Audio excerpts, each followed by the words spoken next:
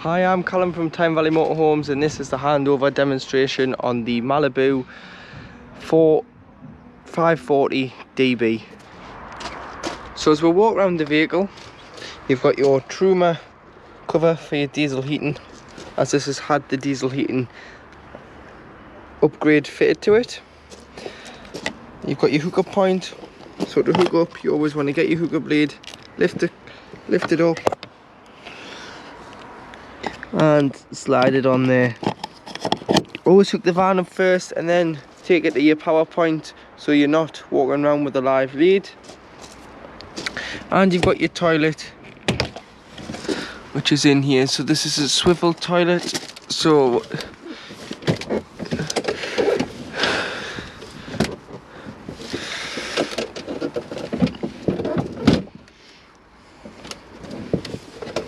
pull it forward. So once you've pulled it forward, you'll get access to the cassette, so you'll be able to slide it out and then turn it out of the service hatch. And at empty, you would take the grey cover off the top,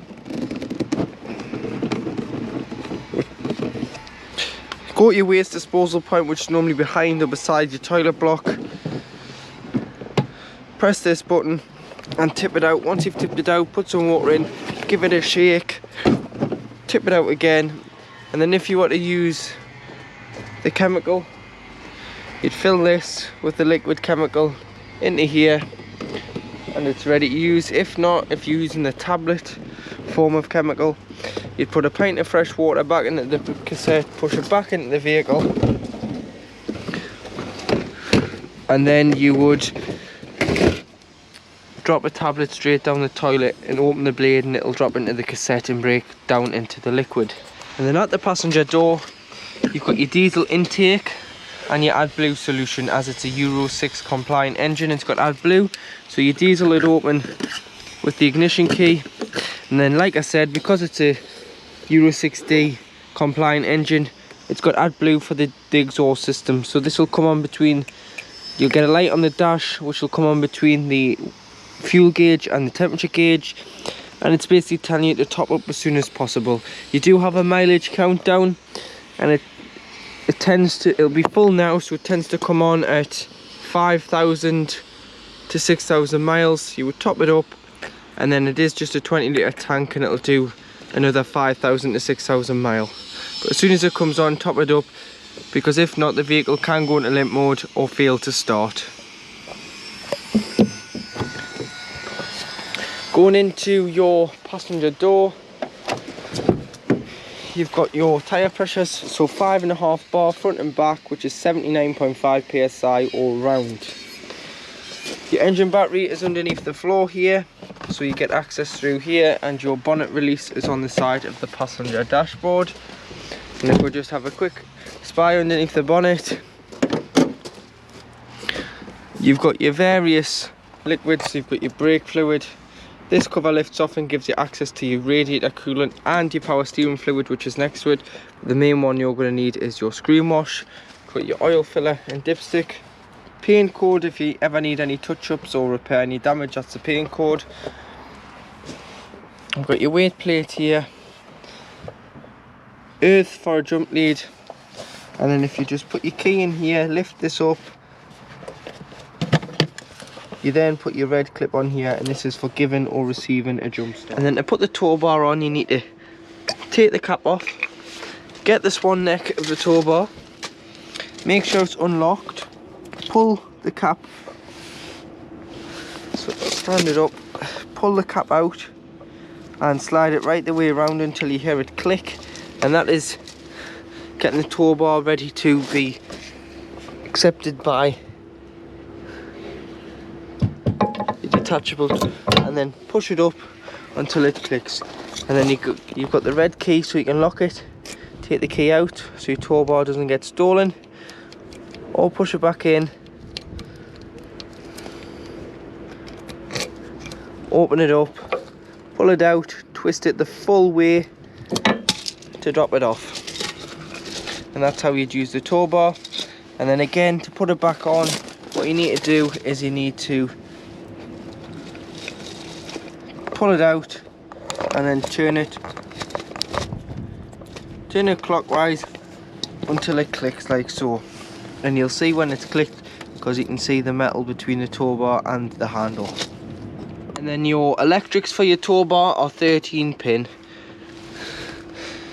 You've got your parking sensors on the back. This is your gas locker cage, so it takes two 3.9 propane bottles.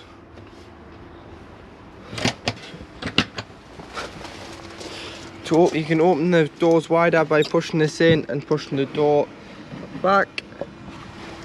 But do be careful if you've got the window open on the back and you do that, it can catch the panel. And to drain your fresh water off, you'd have to lift the mattress up, lift these two lats up here. So if you this will just lift out. And this is your freshwater tank. And they're empty, you just turn this cog here. And then you do have your high level brake light with built-in reverse camera. On the driver's side of the vehicle, you've got your waste water dump, which just dumps from in the middle. So again, you drive over a grid and dump this water by pulling the handle. And at the back, you've got your wasser, which is your fresh water,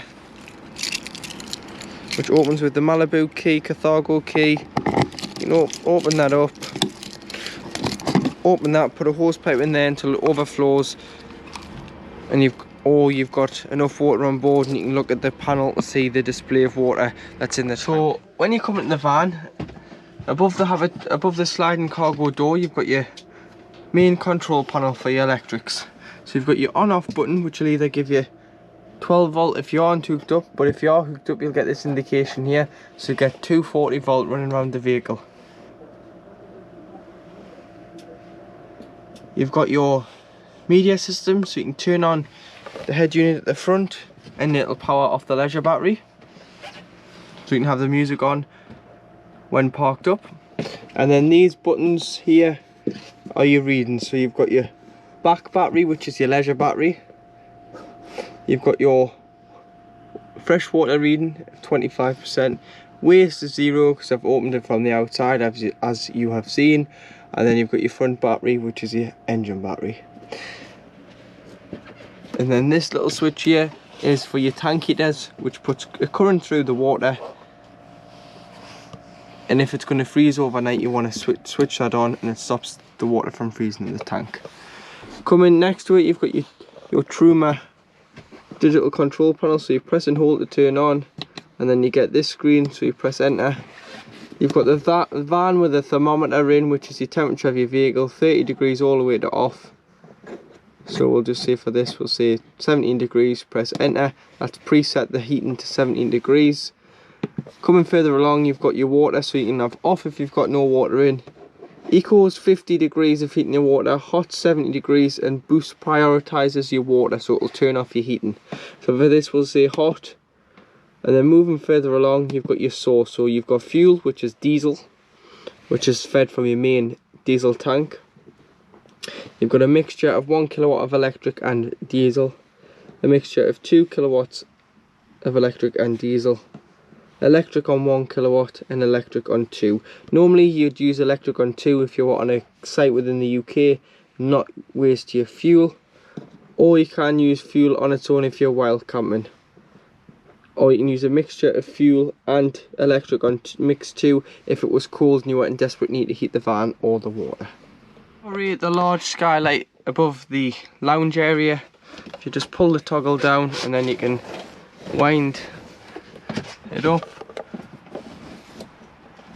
and wind it shut. Obviously make sure when you do travel, every skylight and every skylight and window is closed, but you do have a fly screen and a blackout blind on there as well.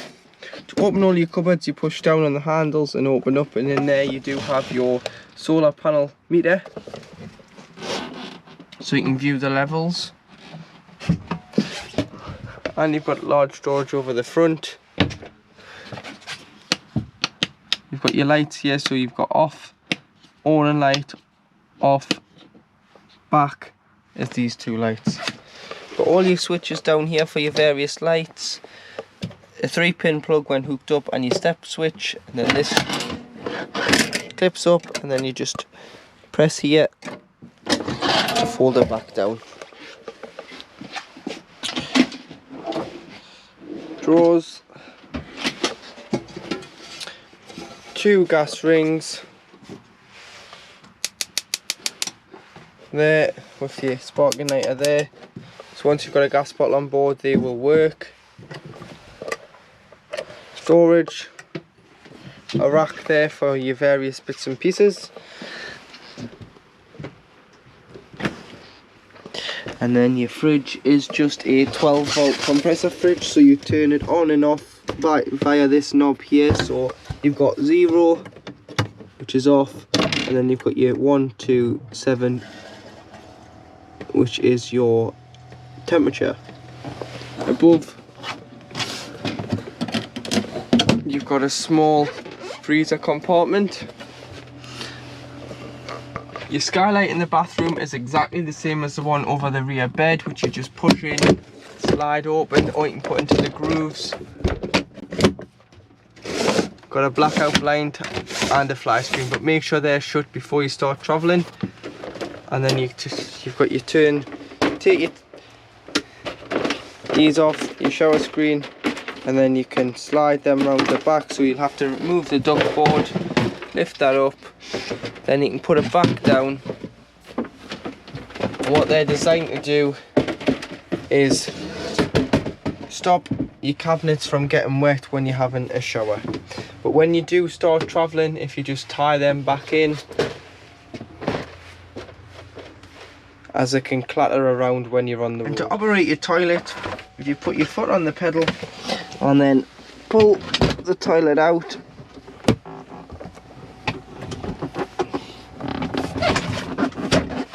to there, and then you can use the toilet.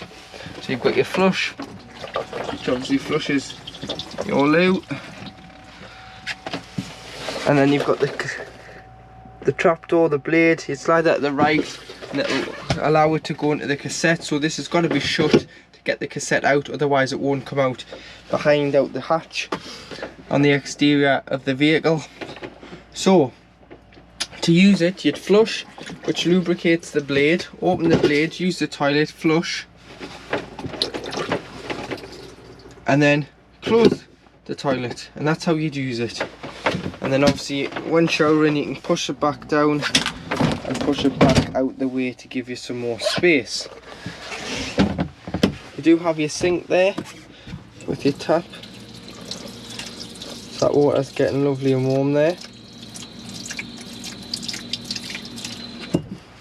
And you've got your plugs here, so obviously this tap sink does need a plug because you push it back slowly and it'll all drain away. Cabinet here for your toiletries.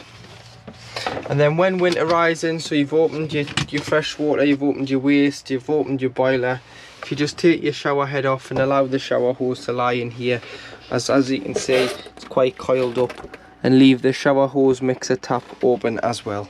So when you fold the bed up to give you extra space for bikes and various other bits and pieces, if you put the strap onto this hook here, it will then keep the board up, and obviously you can adjust that, so you can adjust it so it stays further up like so, and you do the same for the other side. Once you've got it up like so, you can then start removing. So once you've removed the bars, you can lift this panel up. Obviously this is for if you're going to load bigger items into the van, such as bikes, and then you can lift the floor up, the false floor. So lift the bar out.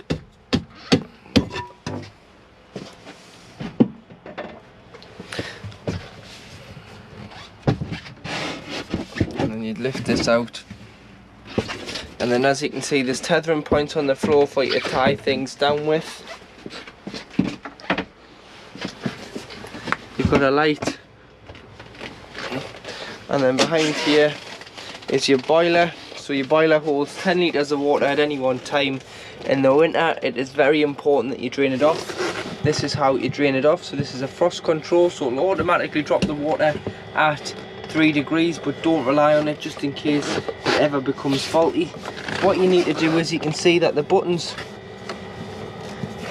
is down, so if you turn it the other way, the button pops out, the nib pops out of the diamond, and if the diamond's across the van like so and the button's pushed in, it's holding water. But as soon as the button pushes out and the nib pops out the top, that is allowing the 10 litres of water to drain directly underneath the chassis. You've also got a fresh water, hot water drain, so you'd lift that up and that'll drain off the hot water lines as well. But then once you do this, so allow it to pop out in the winter, and then when you did, leave all the taps open, open the waste, open the fresh water, completely drain it down, and then when you did want to reuse the van, turn the diamond, push the button in, shut the hot, shut all the taps, shut the waste, shut the fresh, fill it up with water, come in, put the pump on, go to the cold side of the tap first, you'll get automatic cold water, go to the hot side, it'll cough, splutter, make all sorts of noises, and this is priming the boiler until the boiler hits its maximum capacity of 10 litres, and it'll push it through the tap. And then if you lift the cover that's on top of the boiler, in between the boiler and the bed, and if you look in the corner here, you'll see that these are your trip switches. So you've got your trips there, so should there be any problems with any electric and you trip it out, you'd have to try your trips here and then try the ones on site if it's not these ones. So coming into the cab, to the right of me, you do have your handbrake. You've got your electric windows and electric mirror adjustments, which is the top and the bottom. And then you've got your headlight adjustment, your rear fogs, and this disconnects your start stop. You've got your wipers with your trip computer on the side, which I'll show you your miles per gallon, range, travelling times, and so on. And then you've got your lights and indicators, and you've got cruise control at the top, off, and speed limiter at the bottom. It's fitted with a 9-speed manual automatic gearbox, so you'd put it down to drive, across for manual, up for neutral, reverse, and park. And then you've got your various drive modes, so you've got normal, power, and eco, which you can switch between. Obviously leave it in normal. As soon as you put your foot flat, it'll drop a gear and it'll give you the power required. You've got your traction control, turns it off. Hill descent control with it being an automatic. Hazards, locks all the doors with it being a van conversion. Heated mirrors. USB for charging and 12-volt for charging. They're fitted with a Pioneer head unit, so you turn it on, you've got DAB here, FM, Bluetooth, so you can go to Bluetooth, and then you want to go onto your smartphone and find this head unit, which is branded in the top corners here and here, the model number, so you'd click on that.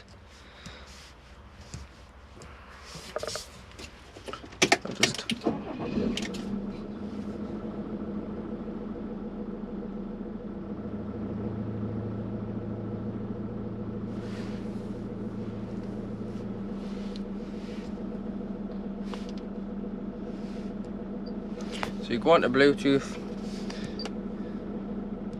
and you want to go down the bottom, connections, and search for any devices. Obviously search on your phone as well, and if you can find the Pioneer head unit before this finds you, press OK, and then it'll come up here, pair with iPhone or whoever's phone. Press pair on your device, and then it'll ask you if you want to sync your contacts. Just press allow, and then it'll download your phone book into the head unit, and then you can see who's ringing you. If not, you can go to DAB and it'll update the list and find the stations for you, and you can press 1 to 6 down the side to save,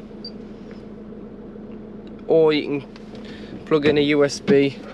USB's in the top glove box there, and you can stream your music through that or through Bluetooth. But it does take a CD as well.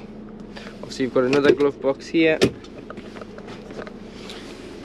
And then you do have all your 12 volt fuses underneath the passenger seat, so I would get some spare blade fuses.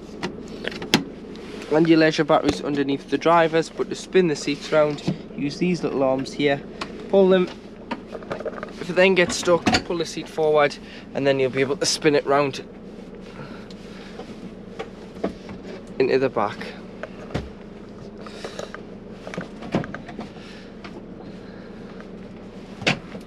So that table would just need to push further forward to get the seat round, like so. And then that's the seat, and you can do exactly the same for the driver's seat. And to black the carb out on an evening, if you pinch with your thumb and your finger,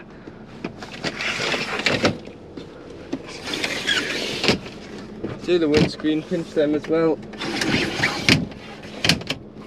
They are just magnetic, so just put elastic band or bubble around there if it's going to be a windy night. Same on the passenger side, and that would be how you'd black it out on an evening. I hope you found this video informative. Should you have any questions once you've watched the video, feel free to contact Tyne Valley Motorhomes on 01207 272 777 or email our sales department at sales@tynevalleymotorhomes.co.uk. Alternatively, should you have seen this vehicle and like the look of it and want to know spec and prices, get in touch with our friendly sales team for your quote today.